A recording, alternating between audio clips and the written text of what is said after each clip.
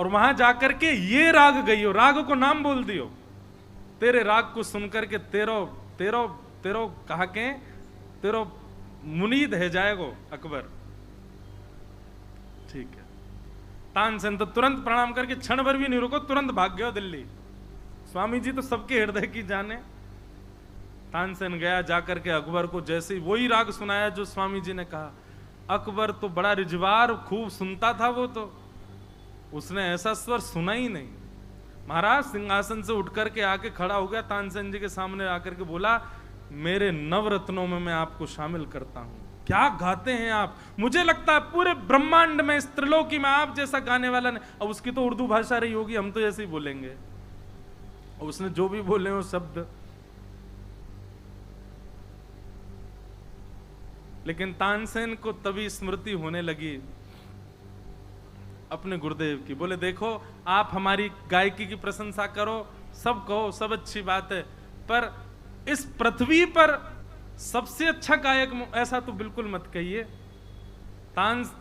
अकबर बोला, मैंने पूरे भारत के गायकों को सुना है, मुझसे अच्छा श्रोता कोई नहीं होगा, तुम्हारे जैसा स्वर मैंने सुना ही नहीं है आज तक।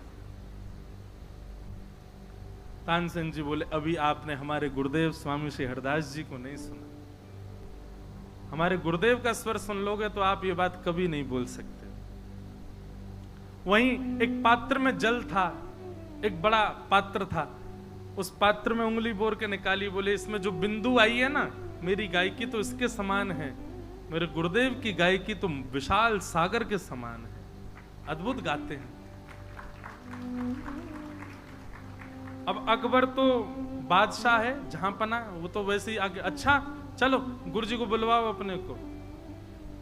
तानसेन मुस्कुराने लगा, वो कभी नहीं आएंगे।